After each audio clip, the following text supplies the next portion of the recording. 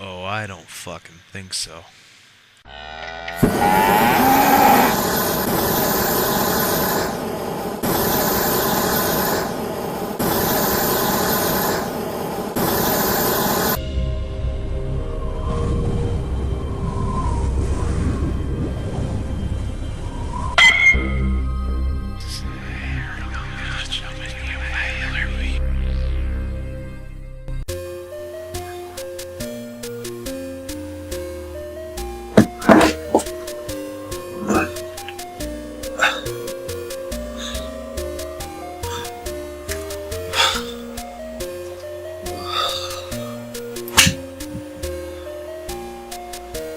This ain't gonna do anything stupid.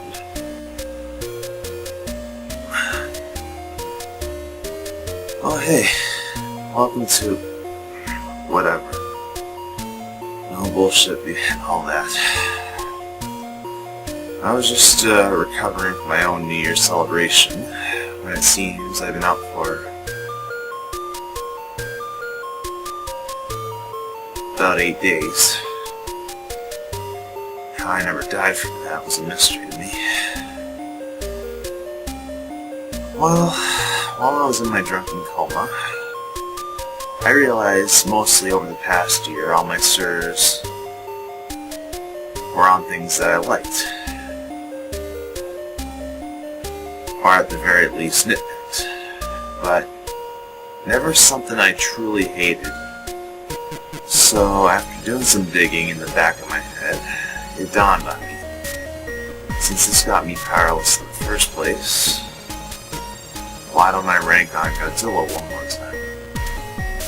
That's right, I'm doing the 1998 remake. I need extra caffeine for this one.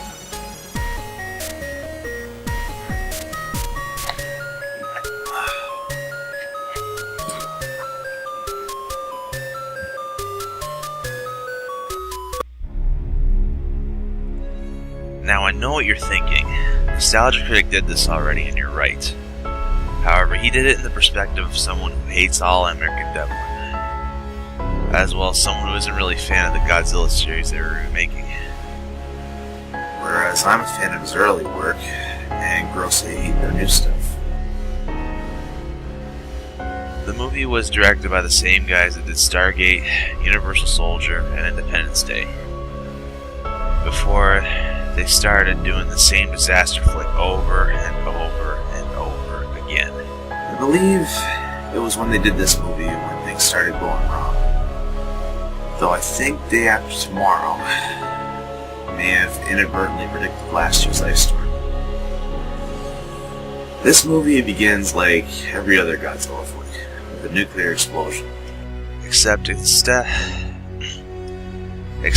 of establishing Godzilla being a thought-extinct former dinosaur that had been awakened and enhanced by the blast, it's really a malicious mutated iguana who eats a lot of fish, and its sole purpose is to make more mutated iguanas to take over the world.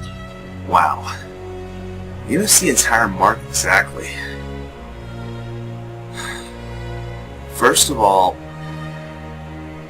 Godzilla isn't an explosive breeder. He has at the least only 2 kids. Second of all, he's a carnivore. Fish aren't the only thing in his diet. In fact, I recall him eating cows on one occasion. Third, Godzilla isn't a malicious monster that wants to take over the world. Ishiro Honda has established that Godzilla is an animal no different than the ones in real life, aside from being fucking huge. Many of his attacks were either done by sheer accident or in retaliation against human characters who willfully fired back on him. Did you guys even watch the movies you were remaking? But hey, the monster isn't the only thing. Friggin', let's take a look at the human characters and their struggles. Oh, fourth, that is not Godzilla.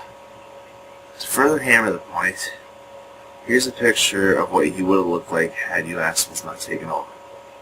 courtesy of the late great special effects guru, Stan Winston. How do you go from that to this?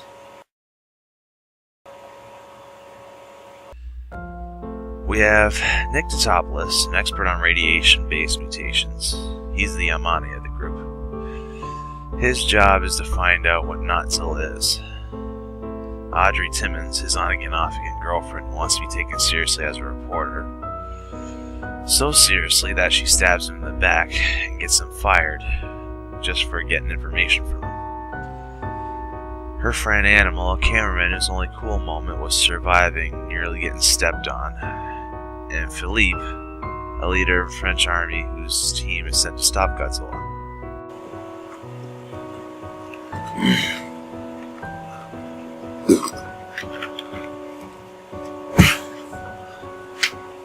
The American Army team is in this too, but one thing they actually did get right was that any army is useless against a giant monster.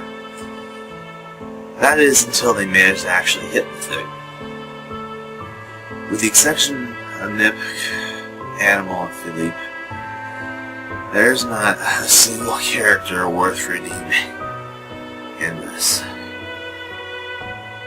And even the ones more sympathetic and or likable don't really go anywhere in terms of character development. There are only two things that Emmerich seems to emphasize are the military trying to destroy Godzilla, and whether or not Nick should be in a relationship with Audrey. It literally guts out the major themes of the franchise, such as the escalation of nuclear war, as well as being in control of nature and all that other bullshit in the original series, in favor of nothing but pointless destruction and a screwed up romance. Complain all you want about how pointless the Serizawa and Maniagata love triangle was, but they were at least able to put aside their bullshit when there's a giant fucking monster on the prowl. These guys, The monster hasn't even been declared dead yet by the military before it comes out in the last second. And they still don't even wait for that when they have to sort out their problems in the midst of it. But I digress. The movie was released... After the movie was released, there were a few good things that came out of it. A more well-received animated series that lasted 2 years. Toho coming back in the game as a screen to them by making Godzilla 2000, after originally intending to stop the series in general after Godzilla vs. Destroyer. All Out Monsters Attack basically slammed New York for having the nerve to call their monster Godzilla, and Notzilla having his ass handed to him by the Tatilia King of the Monsters within the span of seconds in Godzilla Final Wars. The last movie they made before it was all rebooted, 10 years after.